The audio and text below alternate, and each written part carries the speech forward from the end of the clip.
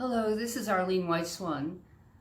Today I wanted to talk to you all about the sword suit in my tuathadedanaantarot. And the reason that I assigned the House of Camelot, or King Arthur and Guinevere and all of those characters, to the suit of swords. It's interesting because I think, at least in the United States, the most well-known version of the Arthurian legend is the one that was written by Sir Thomas Malory, called Les Morts d'Arthur, or The Death of Arthur. And I was thinking about that title and thinking about why is Arthur's death the most important thing about the story? And, in a sense, it gives him a kind of a Christ-like quality, in the sense that Arthur never really dies. He's sort of in a suspended animation under Glastonbury tour, and he can rise at any time to come to the defense of the British Isles. Also, Arthur, even though he's the main pivotal character around whom all the drama revolves, is actually kind of an undeveloped character. He's kind of enigmatic in a lot of ways.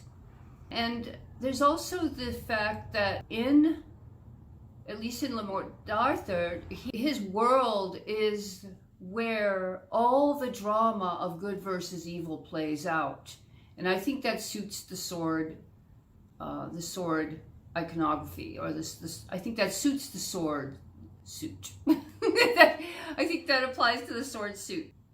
We have also, as we know, all of us who do tarot, about the four directions, we know that swords are assigned to the eastern quadrant, which is also the place of rebirth and birth and dawn and spring and youth and air. And as all the new life of spring and the spring air and all of this stuff becomes a kind of matrix for life. And then, where you have life on planet Earth, you have death. The sword has two edges.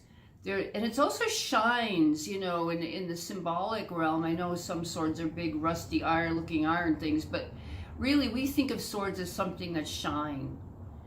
And it's sort of like a ray of light, or a clarity of the mind. And that is what a ruler needs to have.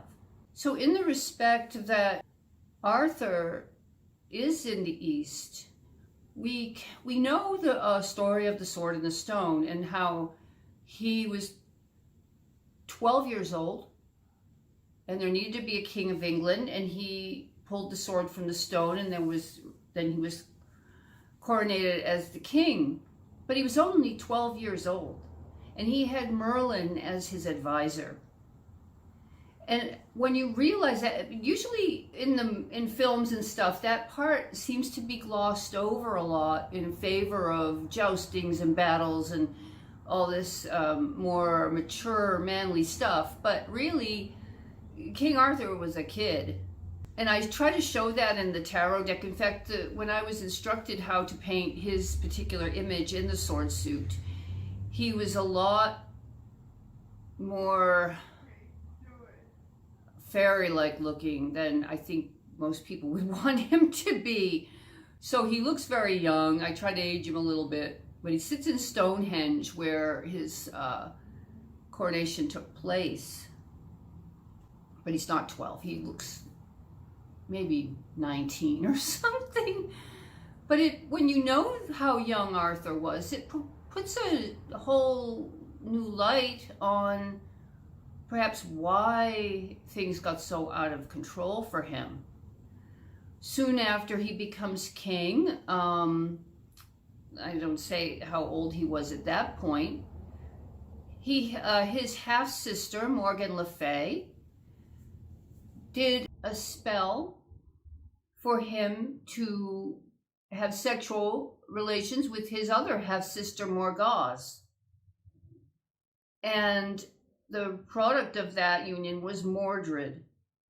Another reason I assigned them to the sword suit has to do with the fact that it seems like, you know, often the swords is called the cards of strife. And it's mental though. It's how our mind conjures up events. We can play things out in the arena of the mind, and sometimes they manifest in the reality. And so there's a lot in the Arthurian legend, and as it relates to the sword suit, that does seem to be an arena of the mind, of the psyche.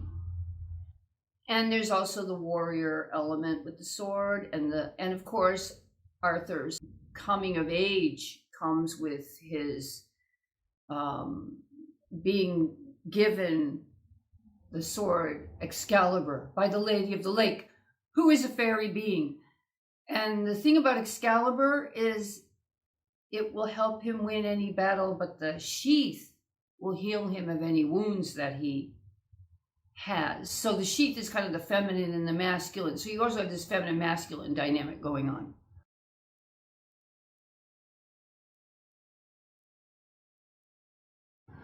I'll follow up on this in part 2. There'll have to be a part 2 because I had a problem with my editing software. So please forgive me. I will go through the rest of this story and the rest of the sword cards in the next video. So stay tuned. And yeah, that's where I'll talk about Guinevere and Lancelot and the Battle of Camelot and all that dark and dramatic stuff that takes place in the realm, in the spring, in the swords, in the House of Camelot. If you want to like, share, and subscribe, that would be amazing. Thank you. Bye-bye.